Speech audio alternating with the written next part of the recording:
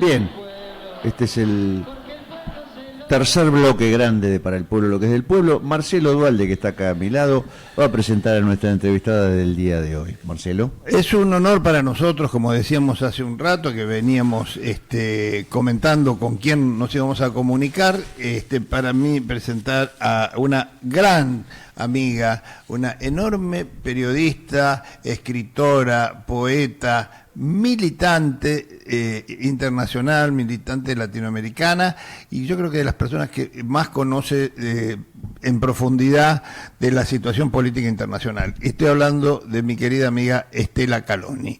Hola Estela, ¿cómo estás? Hola Marcelo querido, ¿cómo están ustedes? ¿Cómo estamos todos en medio de este mundo, no? Así es.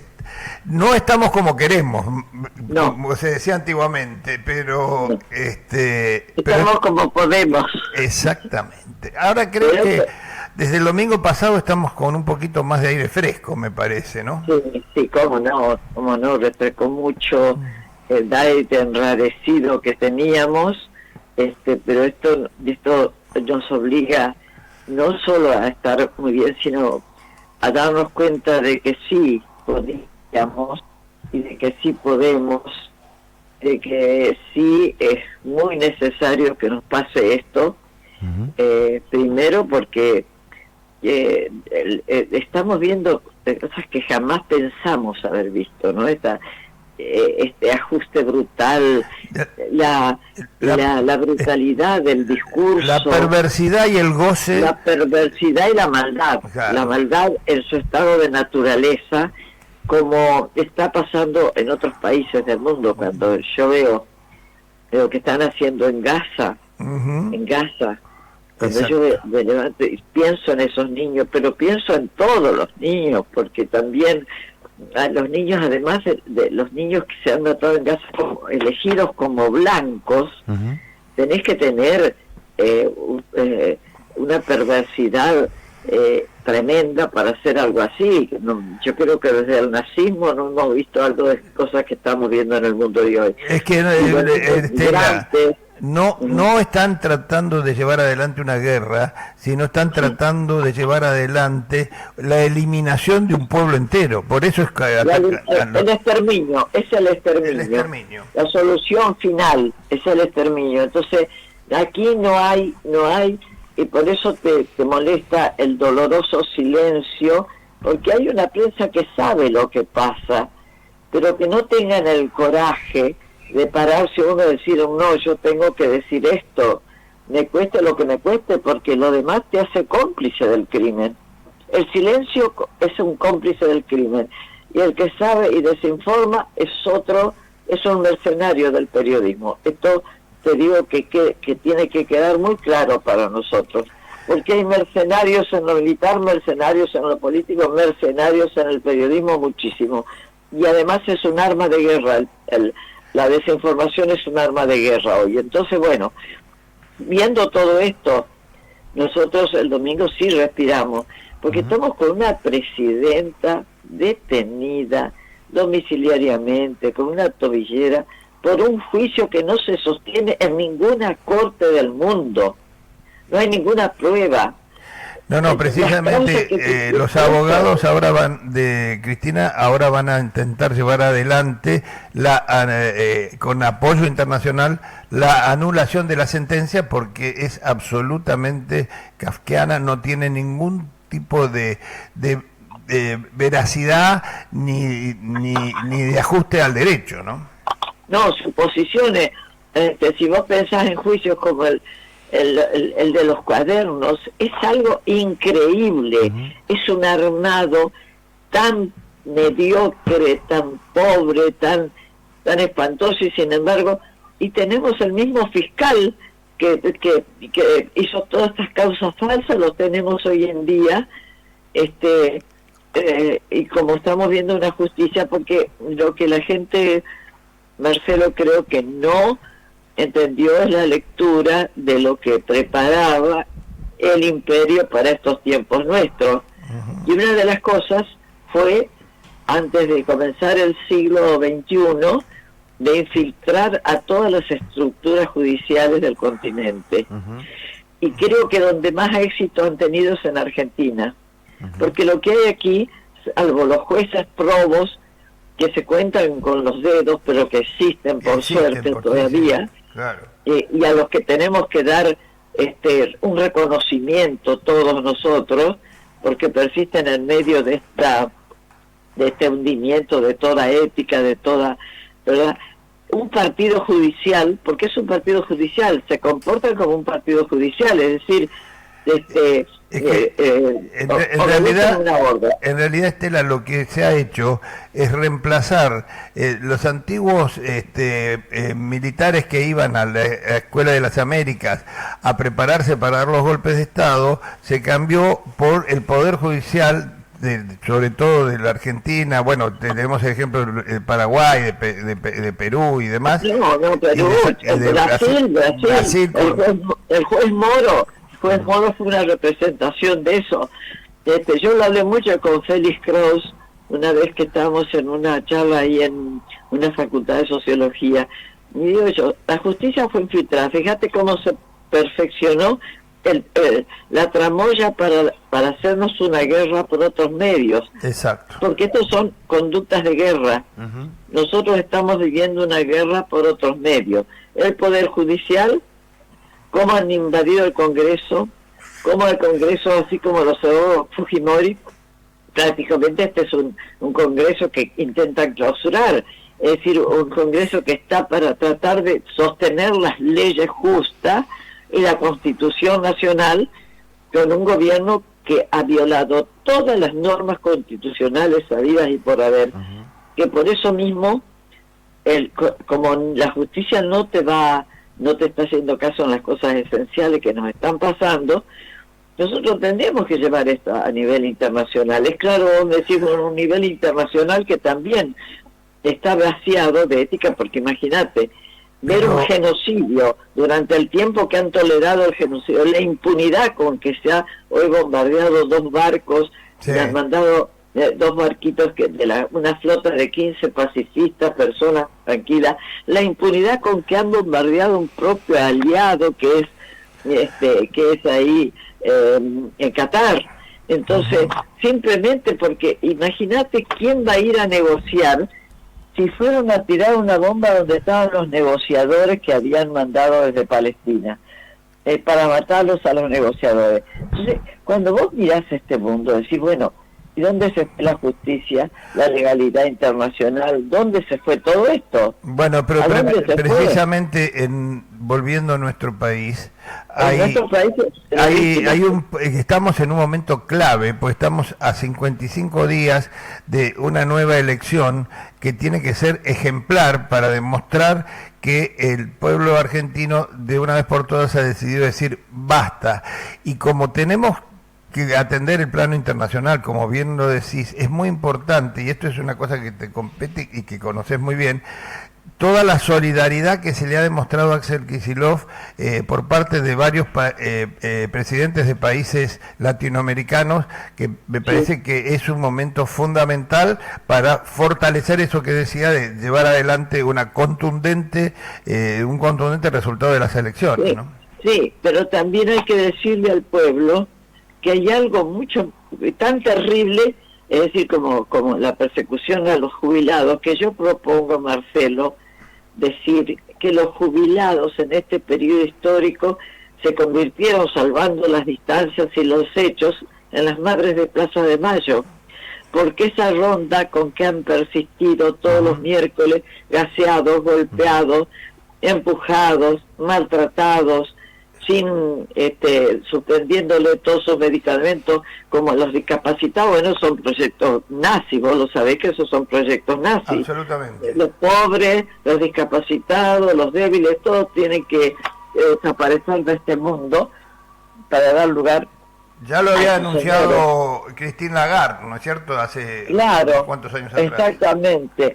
Y bueno, y tener la presidenta que también esta campaña internacional que va creciendo, Cristina Libre, como fue la campaña por Lula, porque la gente se va enterando en el mundo de lo que no te dicen la mayoría de los periódicos aquí, las enormes injusticias que se han cometido. Una presidenta Ahora la hermana del presidente ni siquiera recibe las citaciones judiciales. La ministra, la que tiene un ministerio de capital humano, que es lo más deshumanizado que existe, porque vendieron todos los alimentos que tenían, eso hay que decírselo al pueblo, pero de todas estas cosas que hay que informarle crudamente a la población, casa por casa, puerta por puerta, lo que sea, porque esto no se sostiene por ninguna de las partes de las patas por donde se quiere sostener, y si se sostiene esa cosa del pueblo, de la vida de miles de millones de argentinos, pues son millones los jubilados, millones los discapacitados, millones los pobres, que dice que sacó a 12 millones de la pobreza cuando la pobreza aumentó a sus límites, los despidos, bueno, todo lo que estamos viviendo. Pero eso hay que agregarle algo muy importante: la entrega de la patria. Porque nos vamos a encontrar con que el sur, la Patagonia, ya no es nuestra. En cualquier momento ya han ocupado todo el sur. Ahora fíjate que están despoblando Tierra del Fuego para instalar esa base que ya está, porque ya Estados Unidos metió el radar británico, que está instalado, filmado por un camarógrafo, por un documentalista como es Sebastián Salgado. Ese radar que está siguiendo ahí todos los movimientos en el sur. Es decir, la Antártida, Tierra del Fuego y todo eso ya no es nuestro. Entonces hay que informarle al pueblo que hay que salvar a la patria, que tenemos un territorio extraordinario, las vías navegables del río Paraná. Yo soy entrerriana y yo sé que al entregarle lo que llamamos la hidrovía al ejército, ingenierías del ejército de Estados Unidos, le estamos entregando todas las costas del litoral. Es decir, de alguna manera le estamos entregando todo. Empezar a rescatar el espíritu de patriótico, empezar a rescatar a nuestros verdaderos héroes, de los que lucharon por el federalismo que es muy episodio de que todo transcurre en Buenos Aires. Acá no hay ninguna noticia salvo que sea una chica se tomó un colegio en Santiago del Estero.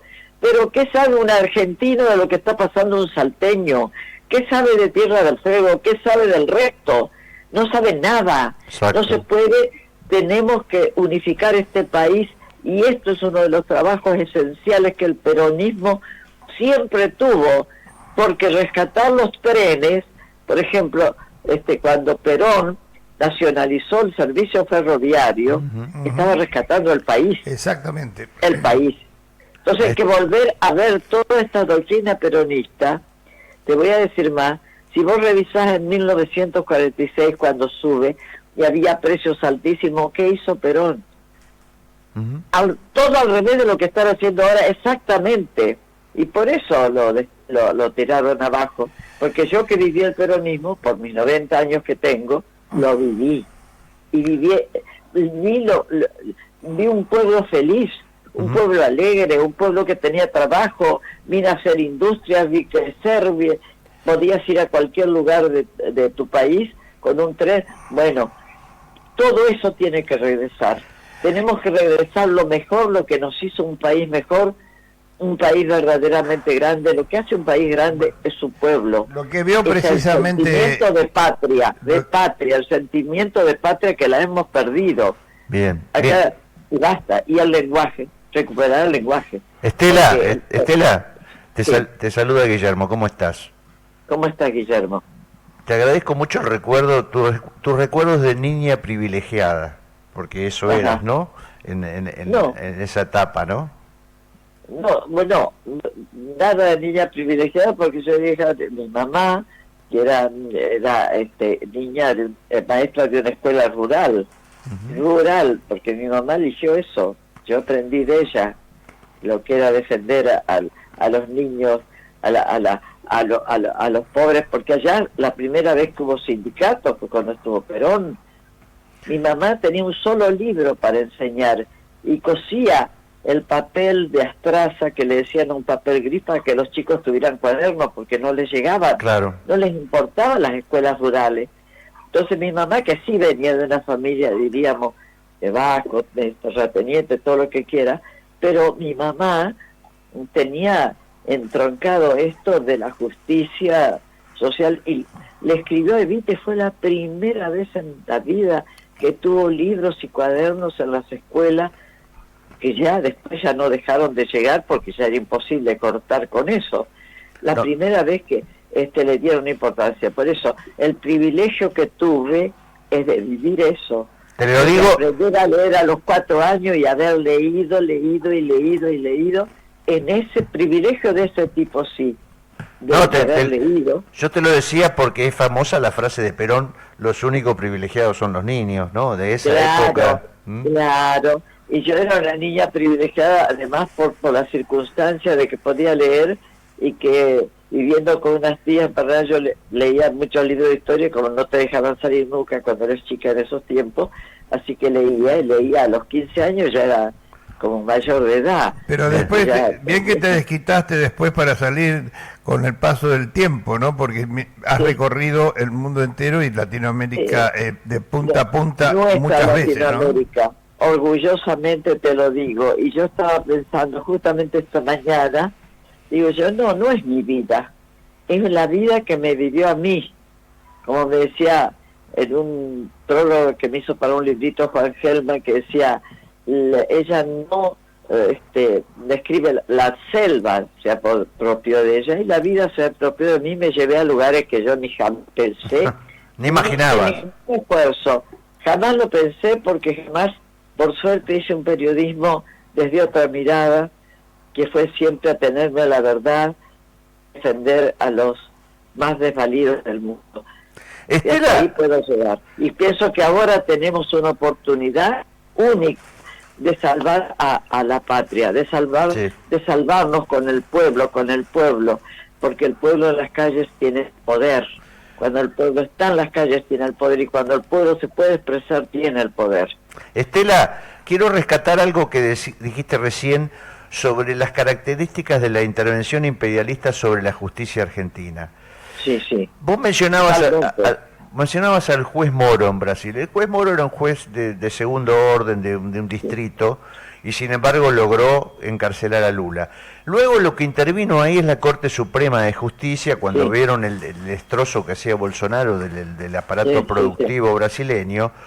Entonces ahí... El aparato judicial también. Sí. Eso me hace reflexionar sobre que la burguesía brasileña no quiere que se toque su proceso industrial. En todo caso, sí quiere conservar los privilegios de tener bajos salarios para la mayoría de los brasileños, pero que no se toque su industria, ¿no?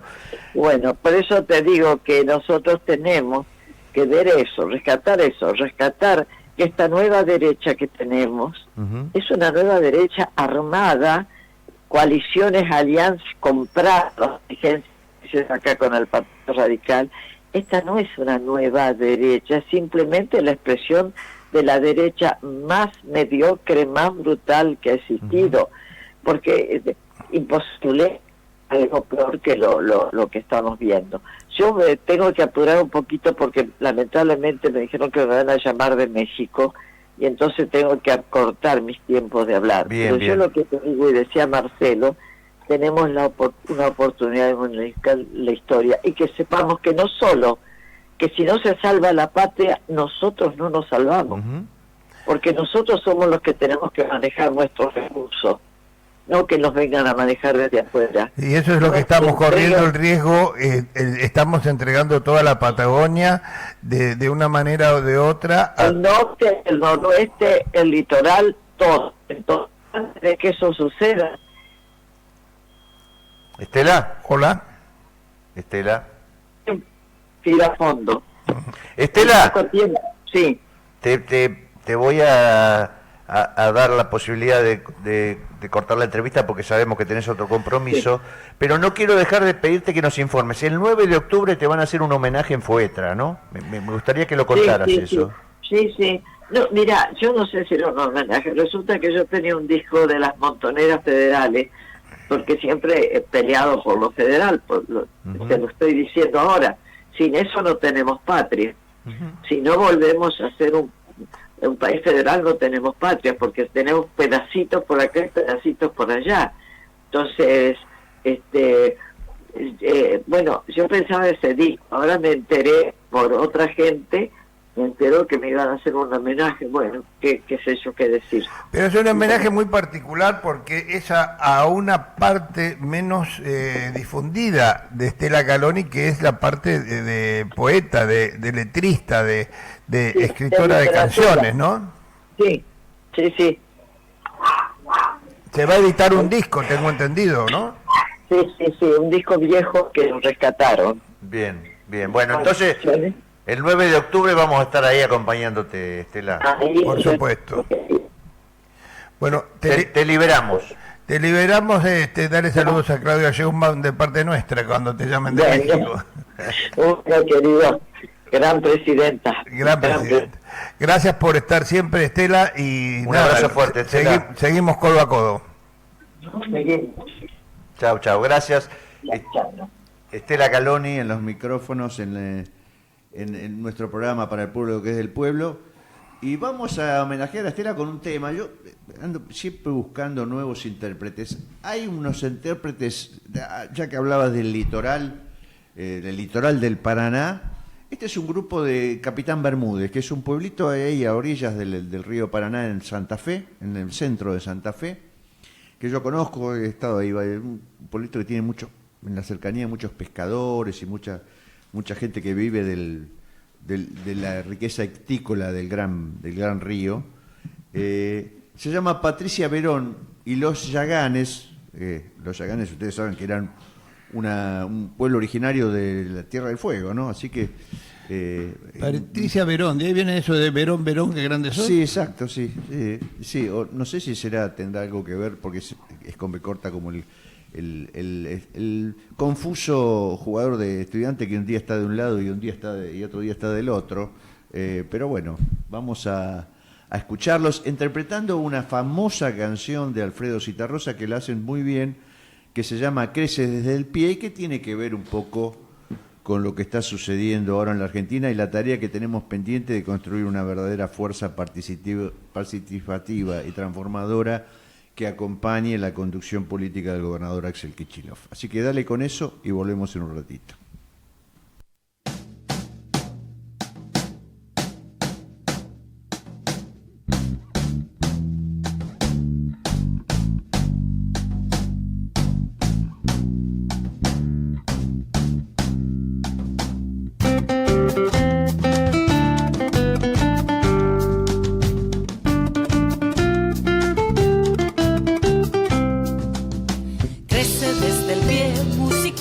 Crece desde el pie, 1, 2 y 3, derechita, crece desde el pie. Crece la pared por hiladas, crece la pared. Crece desde el pie, amurallada, crece desde el pie. Crece desde el pie, musiquita, crece desde el pie. 1, 2 y 3, derechita, crece desde el pie.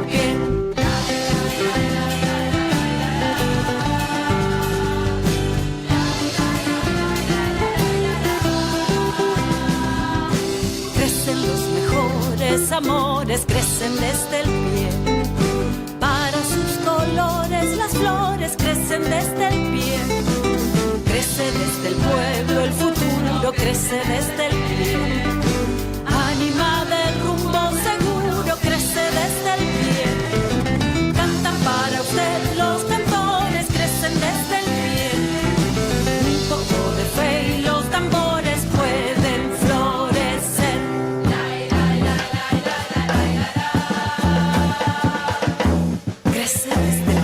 La mañana crece desde el pie, el sonido de la campana crece desde el pie, crece desde el pie, la semana crece desde el pie. No hay revoluciones tempranas, crecen desde el pie.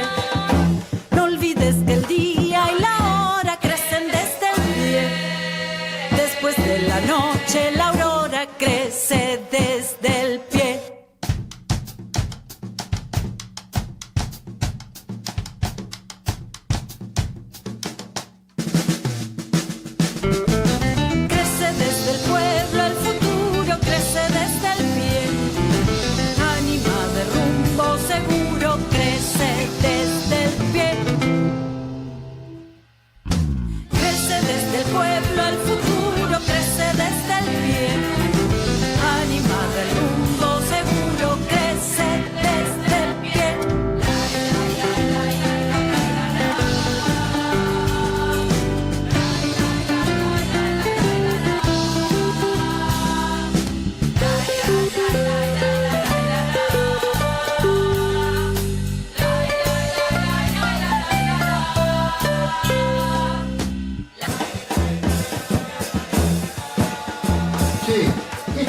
desde el pie, ¿será contagioso? Si le preguntamos a los brillos del bidet,